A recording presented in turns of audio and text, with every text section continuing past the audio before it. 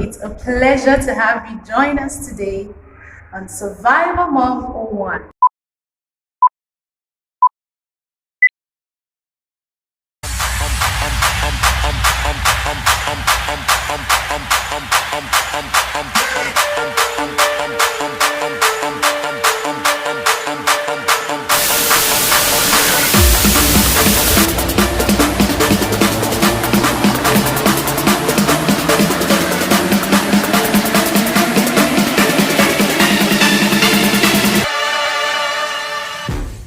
This is Benny of BennyzArk.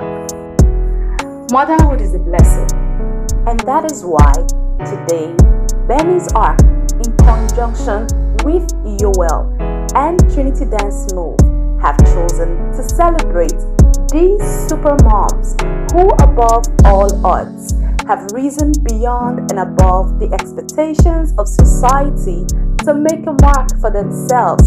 They are our survivor and thriving moms.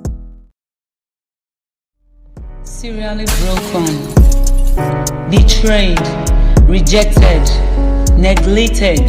Today I thrive amidst the uncertainties of the past.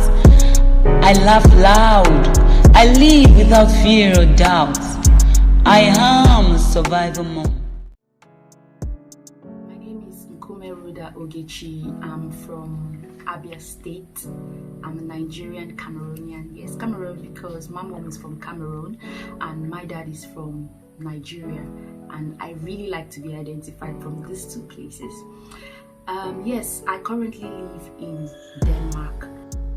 Hi, my name is Mogu Shentanzi. I'm from KwaZulu-Natal, South Africa. Hello everyone, my name is Onomekle Orido. I am from Delta State, Nigeria. I'm currently based in Lagos, Nigeria.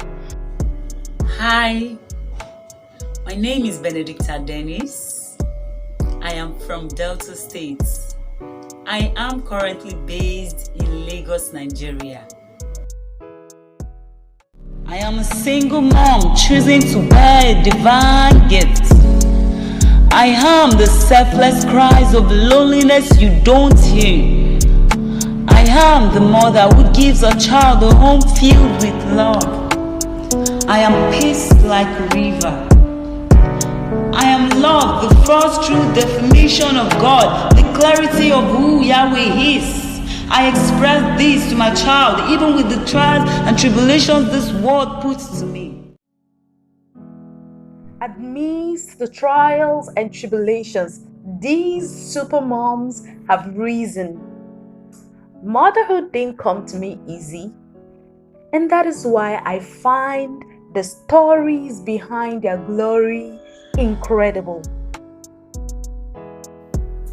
I'm a mother of 3 beautiful children, aged 20, 12, claiming to be 13, and 3. The 20-year-old is my heart. The 12-year-old is my life. The 3-year-old is my heartbeat. I say that because of how and what they mean to me and how and what they represent in my life. I am also the mommy of an amazing 15-year-old teenager. I am here to tell my story to encourage every single mom out there that it is not as easy as it looks on social media. It is not always bed of roses, but I'm here to encourage you that you can still go for that educational qualification you've been dreaming of. You can still have that dream job, and you can still get that business growing. I agreed to share my journey with you because I believe that it will motivate, it will encourage, it will lift someone up, and it will also give that boost to someone that, you know, life doesn't end with you having kids out of wedlock. You can still do things, you can still achieve, you can still be yourself, you can still live your life, you can still be happy and find joy. Being pregnant at the age of 15 was so scary. It was as if you were robbed of your life. It was lonely. It was very sad. It was not enjoyable at all. But today,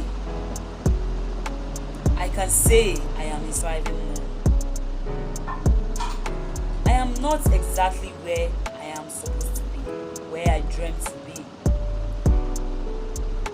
But I have surpassed the expectations of everyone around me. Thank God. I got the news about the first one when I was in varsity, doing my second year and going for my third year. I remember how traumatized my mother was. I remember how disappointed my father was. I remember how family felt how it was gonna pan out because my dad was very strict. With my second born, who is 12, claiming to be 13, he was also not planned and I had to embrace him. He gave me so much life and there was no any other way but to just embrace him. We broke up with daddy when I was pregnant. So with him it was more trauma, more pressure, more stress, where I had to attend appointments alone. But I came out very fine. He is a handsome man. With the 3-year-old, that was when I found God. Just a couple of years after finding God, and I was all about no sex, no relationship, marriage if you want me. Guess what? I'm still out of wedlock with 3 children. With him, I think it was the devil's way of trying to test my decision making. And guess what? He is a showstopper. Dear child, they call you a mistake in the past, but really what beautiful mistake I made. Beautiful angel without wings. I gave birth to you, but you came with no instructions. All I know is that I loved you long before I saw you. You are my perfect gift from God. You are my dream for tomorrow.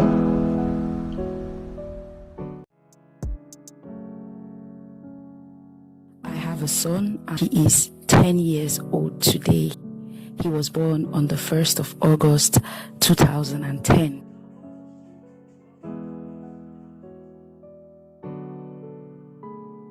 My dad is a Nigerian. He is from Abia State, Ikra Zungwa local government to be precise, and my mom is a Cameroonian from a southwest region, that is Bamenda.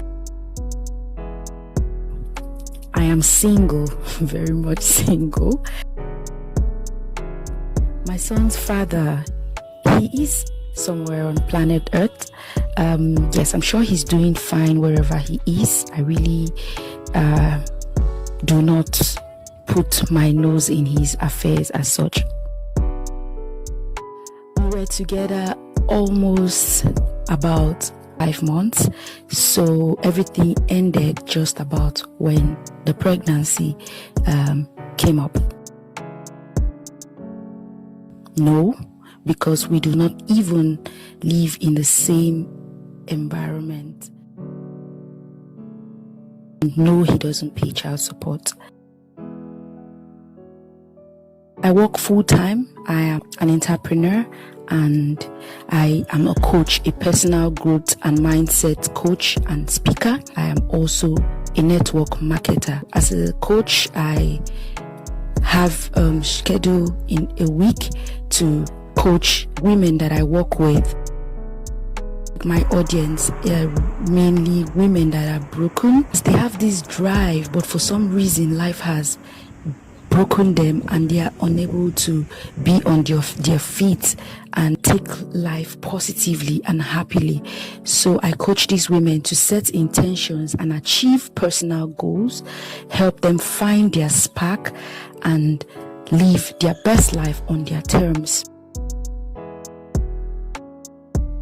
Yes, I struggle to pay for myself and for my son's needs. Life is a struggle anyways, but you see, for me, I do not see it as a struggle the moment I am on my grind. I focus on my grind and I put in the work, because I realize it is only by putting in the work that you get the result.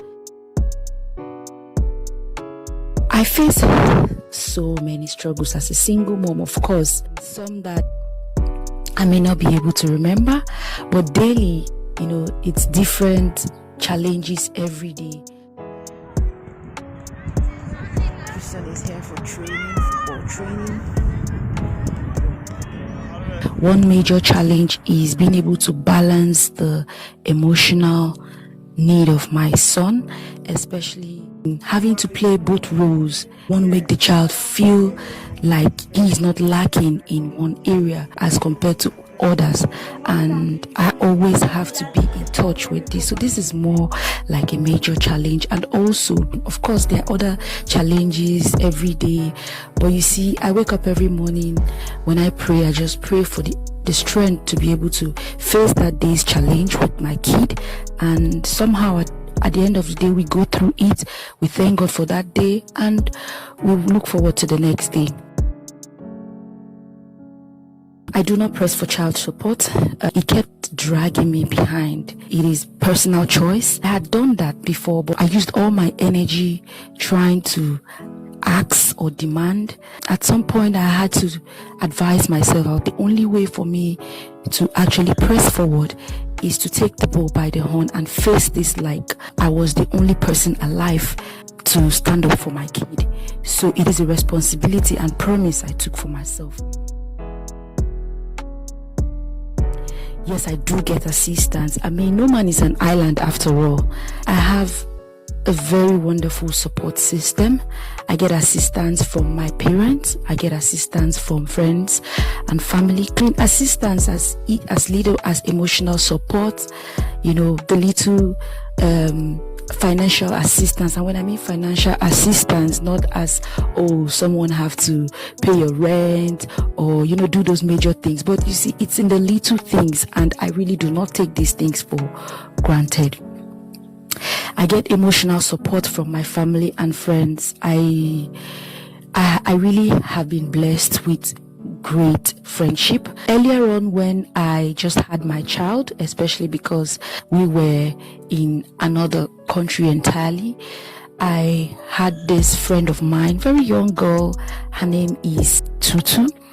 She has been very, very wonderful to my son and myself. I mean, these are the support system that I remember from way back, because it was in the little things as, help me take the child while I go look for a job, help me push. And it's okay. It's okay. I'm just trying to.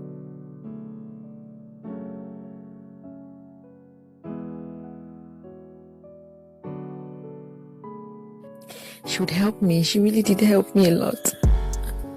She did. It was a struggle. It has not always been easy. Yeah. Wherever she is, I don't even know if she would be listening to this at some point. But I've always appreciated her and a few other friends that have always been there. I've been blessed with really good people that have never made me remember that the situation and everything. So somehow I've always been bubbly, especially because the energy around me that I've surrounded myself, I've always been able to tap from.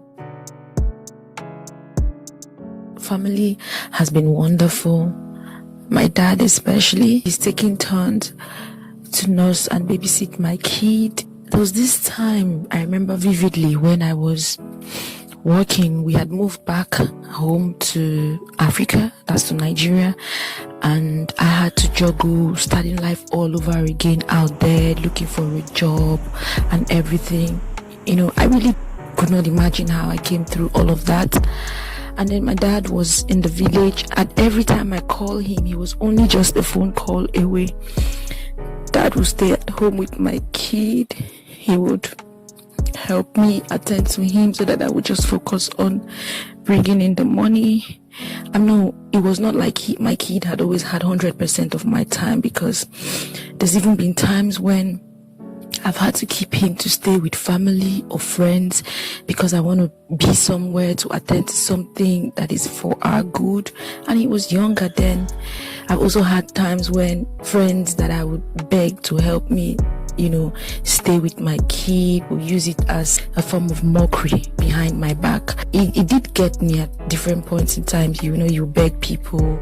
But you see, in all of that, I always still had to beg in a way that I was never entitled, because for me, I always see everything anyone does to me as a favor that I do not deserve. So I take it with so much thanks, and I always reminded myself that no matter what, nothing is going to be permanent. So these thoughts in the back of my head always kept me to forge ahead, despite any side talks, despite any assumption. Because as a single mom, even in the environment you live, you will find people that would look at you going out in the morning and coming back. They don't know what you're doing. They just feel, you are wayward, just because you go out there and come back. And I've always been one that believes in the work of my hands.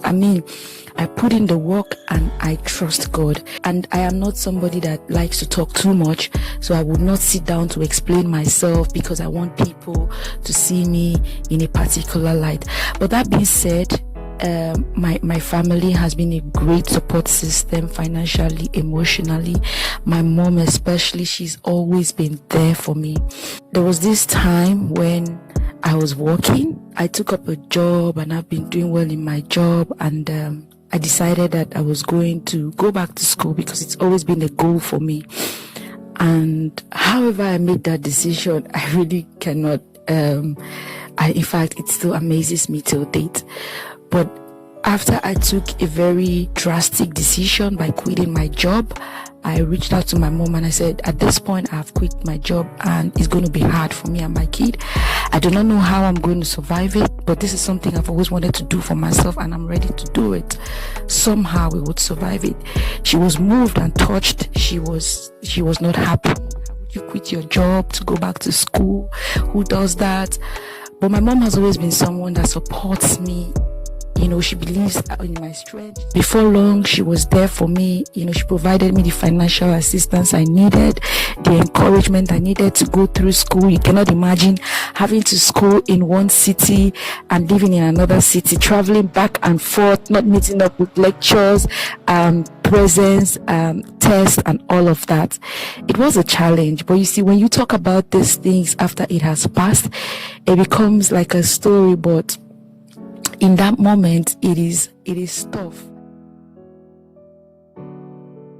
My biggest support through this journey is God.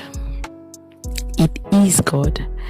I have always grown up being someone that trusts, believes, and formed a friendship with God.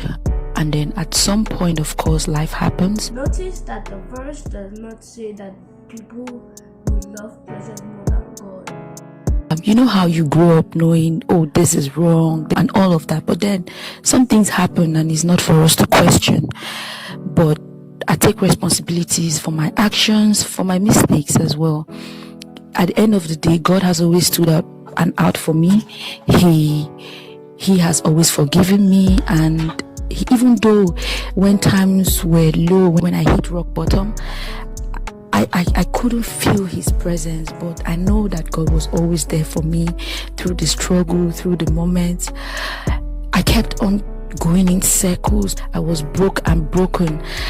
But then at some point, I realized that for me to get back on my feet, I needed to run back to God. I'm out doing my tax with my partner.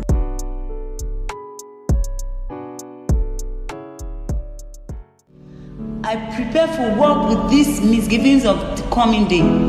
Where are my shoes? Did I already put salt in the eggs? Where did I put my keys? I am the one who stays in my child's bedroom, sitting by her bedside and assuring her of the great future, mirroring God's word. I am a survivor mom. We all know how difficult it is to raise a child with a partner, much less alone.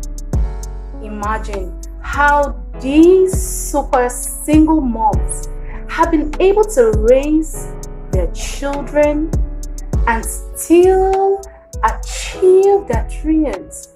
That is phenomenal, and they are worth celebrating.